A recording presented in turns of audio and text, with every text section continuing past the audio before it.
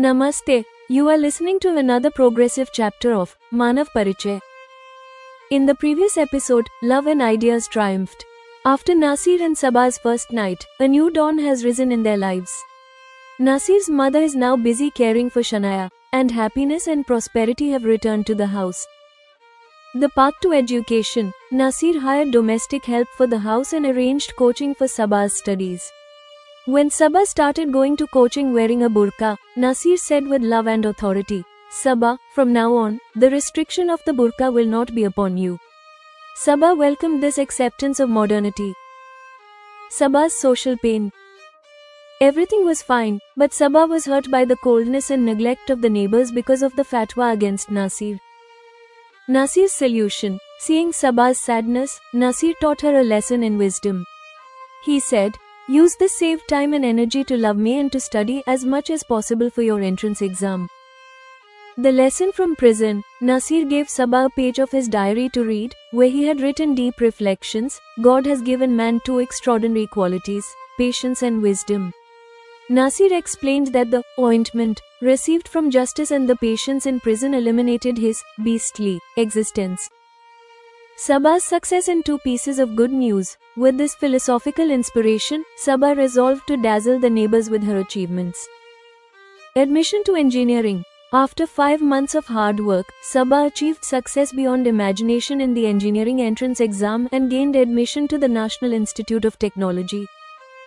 Nasir's gift. On the night of her success, Nasir brought ice cream along with two more pieces of good news. Imran's marriage has been fixed, and Nasir decided to buy a flat in a good society where there will be no narrow-minded neighbors.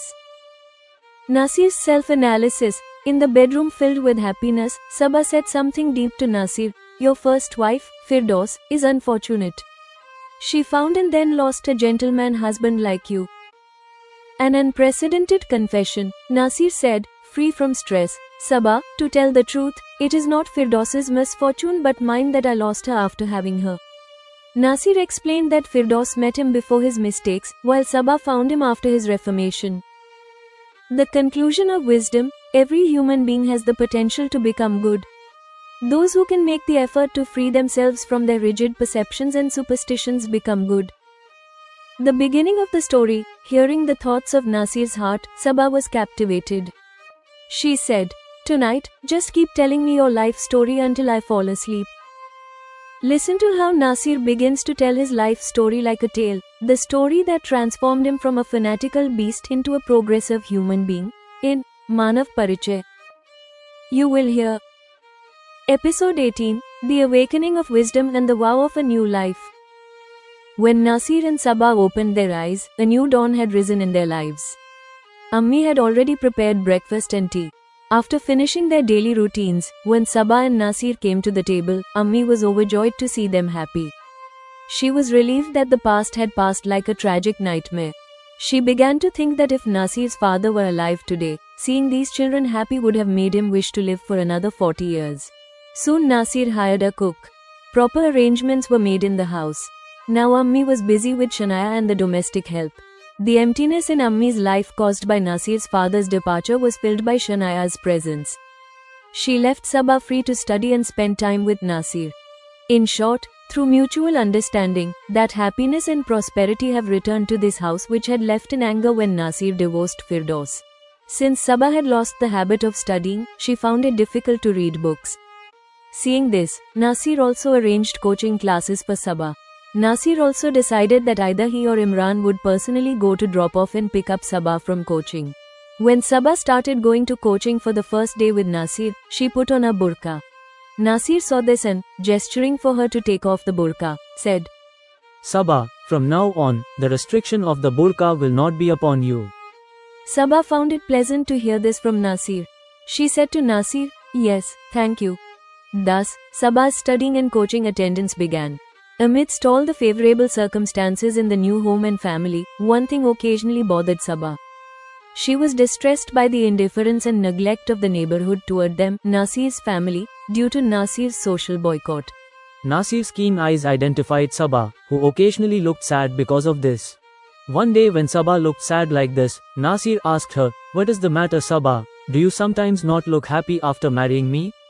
Sabah replied, "No, it's not that. A wife is lucky to get a husband like you who encourages her." Nasir then asked, "Then why is your lovely face so sad today?"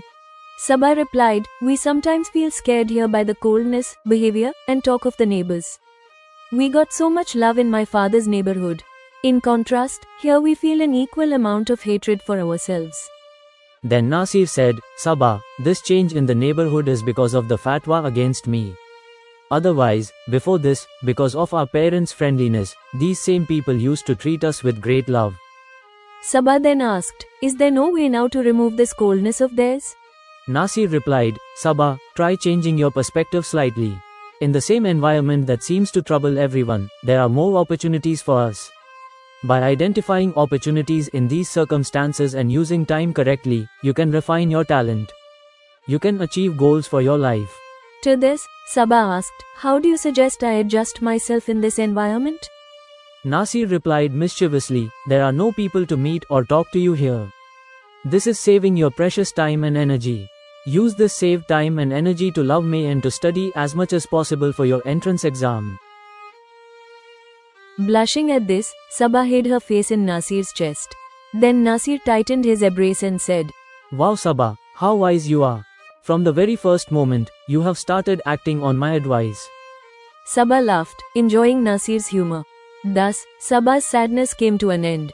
Then Nasir said, "Sabah, I served 3 years of imprisonment. People shudder just at the thought of jail. In adverse circumstances there, I learned that if we handle a bad time correctly, we get a lesson that gives the right direction to our philosophy of life. I am going to the workshop now. Read this page of my diary when you feel tired between studying." Saying this, Nasir gave a flagged diary to Sabah. Later, Sabah did exactly as Nasir had said. That day, when Sabah had been studying for 3 consecutive hours, she opened that page of the diary. In it, Nasir's handwriting records, God has given man 2 extraordinary qualities, patience and wisdom. By using them, any person can correct their biggest mistake or recover from their greatest loss to achieve greater accomplishments in their life than others. Unfortunately, most people are unable to use these qualities. Especially in today's circumstances, seeing someone use patience and wisdom has become a rare thing. Today, there is a trend of competitions in which the desire to get ahead makes these qualities and strengths seem meaningless. Everyone now finds it easier to copy another successful person rather than use their own discretion. Among competitions, the most terrible is the one claiming one's own religion is superior to another's. The root of the fatwa against me, Nasir, also seems to be this competition. Then, coincidentally, the ointment of justice received from Judge Harish Chandra awakened the wisdom sleeping within me. Then in jail, I had time for patient churning on the nature of life. At that time, my wisdom was sparked and I began to read meaningful literature. Thus, the existence of the beast that was in the Nasir before going to jail did not remain in the Nasir released from jail. From which Nasir was born in human form, acting, conducting himself, and behaving like a human. Sabah read this page of the diary written by Nasir repeatedly. Inspired by this, Sabah took a vow that the people of the neighborhood, who are neglecting Sabah and her family because of their narrow thinking and vision, Sabah will dazzle these people in this very life with achievements earned through her hard work and dedication. This will force them to re-examine their faith, perceptions, and beliefs along with their behavior. Sabah already had talent. With this vow and Nasir's encouragement added to it, on the day her engineering entrance result came, Sabah achieved success beyond imagination. With just 5 months of study, Sabah achieved the rank that makes her admission to the National Institute of Technology located in the city possible. On the night of the result, keeping in mind Sabah's fondness for ice cream, Nasir brought many ice creams of different flavors. First, Nasir congratulated Sabah by embracing her, then while eating and sharing ice cream with Ammi and Shanaya, he said, "Along with Sabah's success today, I have 2 more pieces of good news to tell today." Hearing this, Ammi only smiled, but Sabah became impatient to hear. She said, "Yes, tell me quickly, I cannot bear even a moment's delay." For a moment, a mischievous thought came to Nasir's mind to tease Sabah, which he abandoned and said, "The first good thing is that Imran's marriage has been fixed." Sabah then said complainingly, "It has come to the point of marriage being fixed and I am being told only now." Nasir then laughed and said, "Well, let's just talk about this complaint of yours. Let's skip the second piece of news. Sabah then said with a playful laugh, "No, I won't talk to you. You put me into such difficult studies, and on top of that, you now make me long to hear the good news too." Ammi laughed at Sabah's acting. She said laughingly, "Nasir, whatever news you have, tell it immediately. Don't trouble our dear daughter-in-law Sabah anymore." Nasir then said with appropriate seriousness, "Our workshop has made a very good income this year. Because of this, it has become easy for us to take some loan and buy a flat. Therefore, I have decided to buy a flat in a good society." Sabah asked happily, "My dear, where is this society?" Nasir said, its location is near Sabah's college, and the thinking of the society residents is not as narrow as the people here. By living there, we won't have to endure the coldness of the neighbors like here. Ammi then said distressed, "But Nasir son, this is our ancestral home." Nasir replied respectfully, "Ammi, we will sell it at a low price to that good, needy person who, besides maintaining it well, will make living in it a means for the progress of his family." Ammi then said, reassured, "My children, whatever makes you happy is what makes me happy now."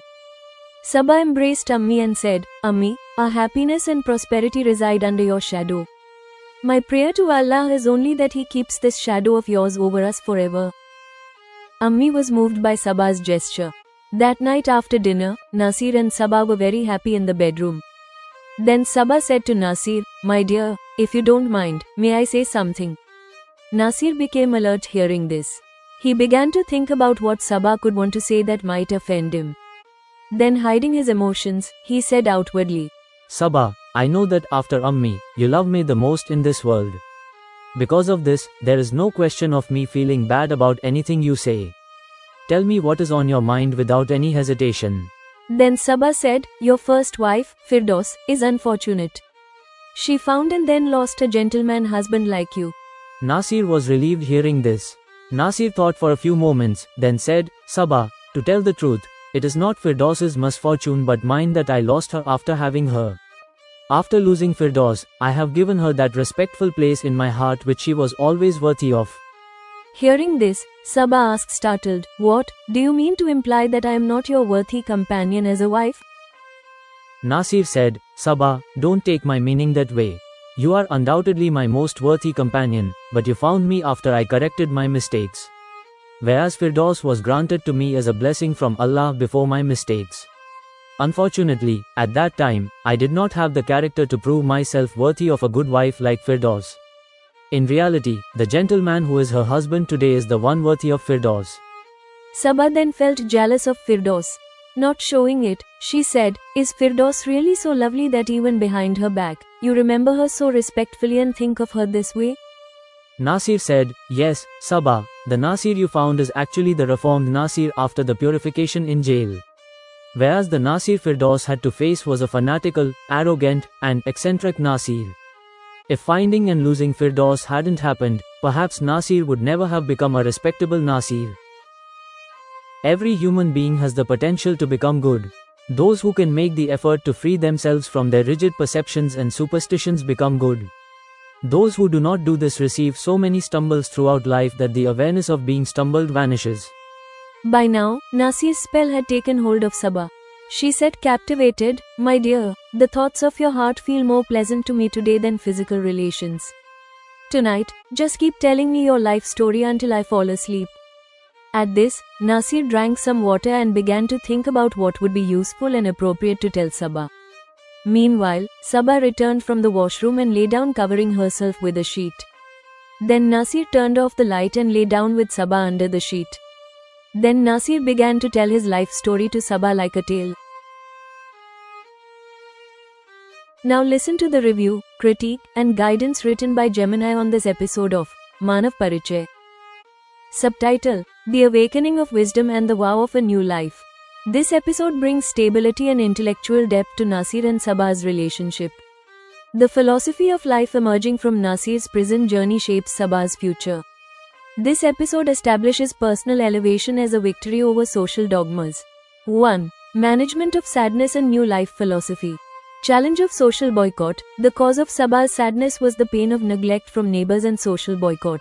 Nasir's positive redirection. Nasir turns Sabah's sadness into positive energy.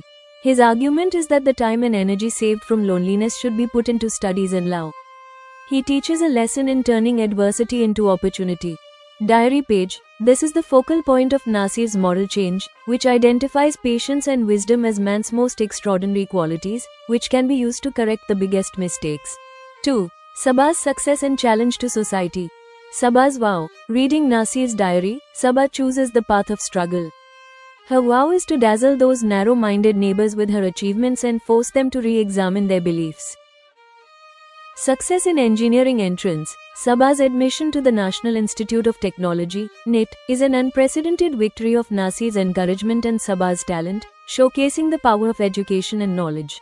Escape versus progress. Nasir's decision to buy a flat in a new, progressive society shows that he wants to give Saba a quiet and favorable environment.